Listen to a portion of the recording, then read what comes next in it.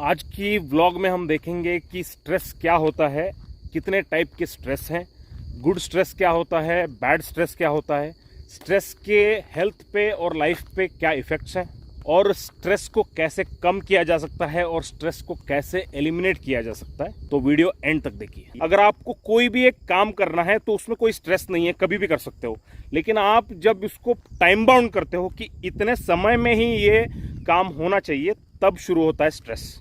तो किसी भी चीज़ को जब आप टाइम बाउंड करते हो तो वहाँ पे शुरू होता है स्ट्रेस। स्ट्रेस लिविंग या नॉन लिविंग चीज़ों में भी हो सकती है। एक लकड़ी के ऊपर आप अगर वजन डालोगे, एक पर्टिकुलर प्रेशर तक वो झेल सकता है, उसके बाद में वो लकड़ी जो है टूट जाएगी।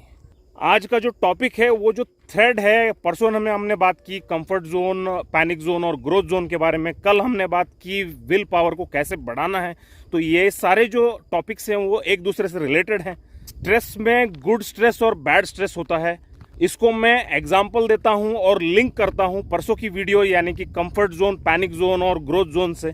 अगर एक रबर बैंड को आप लोगे और आप अपनी फिंगर्स, दोनों फिंगर्स में उसको पकड़ोगे और दोनों फिंगर क्लोज रहेंगी और उसके अंदर एक रबर बैंड है, तो रबर बैंड के ऊपर कोई टेंशन नहीं है। ये होता है कंफर्ट जोन। कि जो कंफर्ट जोन में है वो टेंशन लेते ही नहीं है।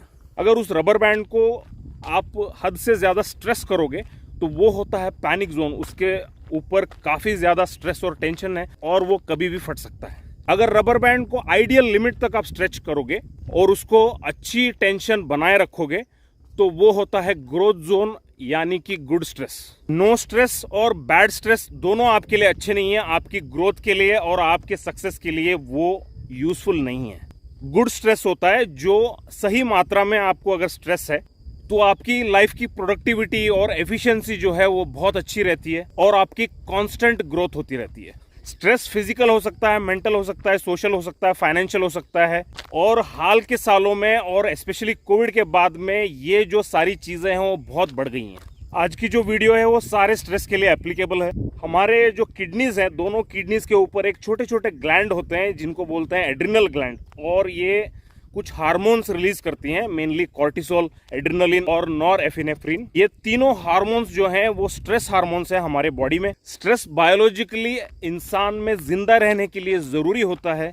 मान लीजिए अगर मेरे सामने एक जंगली जानवर आ जाए तो मेरे पास तीन ऑप्शन है: फियर, डरना; फ्लाइट, भाग जाना; या तीसरा फाइट, लड़ना। किसी भी स्ट्रेसफुल सिचुएशन में ये 3 F's होते हैं और ये तीनों जो हार्मोन्स होती हैं हमारी माइंड और बॉडी को आइडियल कंडीशंस प्रोवाइड करती हैं, जैसे कि बीपी को थोड़ा बढ़ाना, हार्ट की पंपिंग बढ़ाना, मेरे सारे बॉडी पार्ट्स को काफी ज्यादा ब्लड सप्लाई पहुंचाना, दिमाग को तेज करना, नजर तेज करना, मुझे भागने में या लड़ने में मदद करना, मेरी सांसें तेज करना है ताकि मेरे ब्रेन और बॉडी पार्ट्स को ऑक्सीजन ज्यादा मिले, सडनली ब्लड में ग्लूकोज ज्यादा रिलीज करना ताकि ब्रेन और बॉडी पार्ट्स को ज्यादा ग्लूकोज मिले। तो इससे ये पता चलता है कि ये स्ट्रेस जो है हमारे सर्वाइवल के लिए बहुत जरूरी है।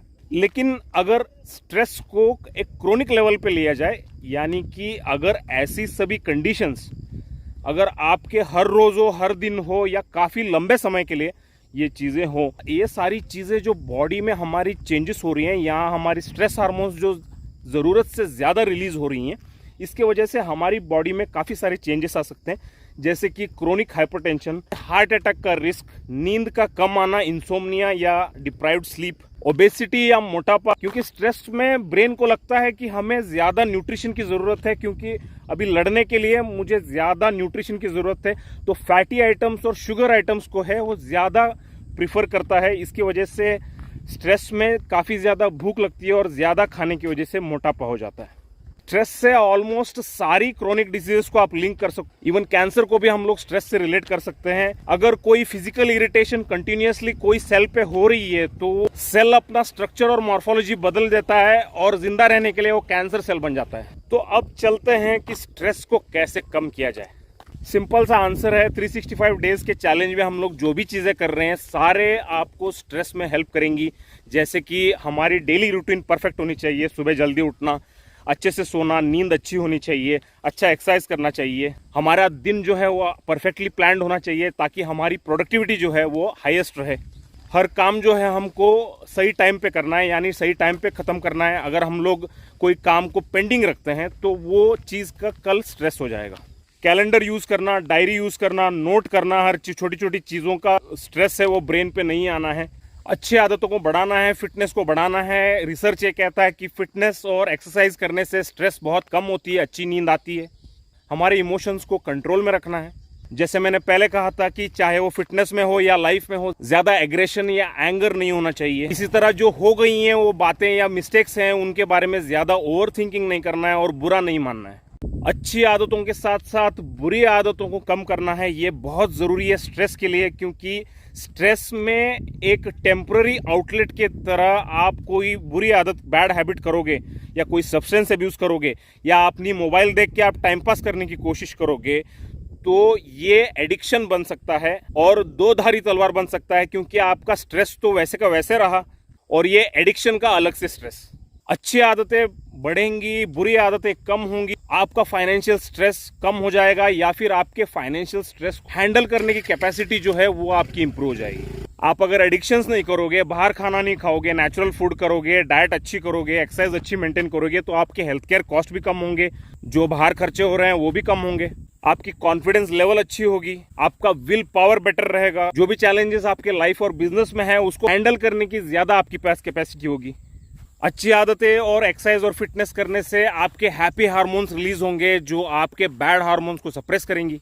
सबसे असरदार तरीका जो मैंने अपनाया है वो ये है कि सारी प्रॉब्लम्स को लिस्ट आउट करो। जो अच्छी चीज़ें आप कर रहे हो उसको लिस्ट आउट करो। किन चीज़ों के आपके ज़्यादा खर्चे हो रहे हैं, किन चीज़ों के आपके हेल्थ पे इफेक्ट पड़ रहे हैं, उनको लिस्ट आउट कीजिए। क्या अच्छी चीज़ें आप कर सकते हो उनको लिस्ट आउट कीजिए। आपकी वर्क एफिशिएंसी कैसे आप बढ़ा सकते हो, आपके पास क्या रिसोर्सेस हैं उनको लिस्ट आउट कीजिए। सारी चीज़ें आप बराबर एनालाइज करके आप जब उसको समझोगे, एनालिसिस करोगे, अवेयर हो जाओगे, कॉग्निटिव अवेयरनेस जब आपको आएगी, तो वहीं पे आपको प्लान दिख जाएगा कि सॉल्यूशन क्या करना है। एक और सबसे असरदार तरीका जो स्ट्रेस कम करने के लिए है, आपकी फोकस बढ़ाने के लिए है, वो है मेडिटेशन, जिस पे मैंने आज से काम शुरू किया है। 15 मिनट मैंने आज गाइडेड मेडिटेशन किया।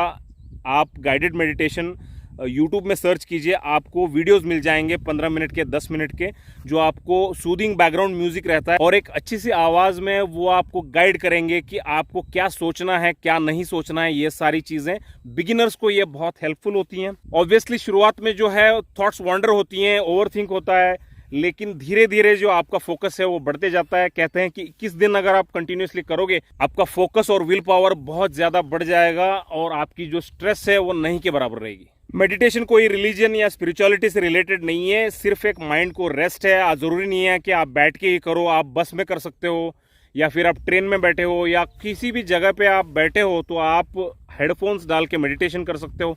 अगर आपको म्यूज़िक सुनने की ज़रूरत नहीं है तो आप बिना म्यूज़िक के भी शांत जगह पे कहीं पे बैठ के आप मेडिटेशन कर सकते हो। तो उम्मीद है कि स्ट्रेस के बारे में आपको अच्छी आइडिया आ गई है। वीडियो को लाइक, शेयर और सब्सक्राइब कीजिए, एक बढ़िया सी कमेंट कीजिए। मिलते हैं कल शाम 5 बजे। अलविदा।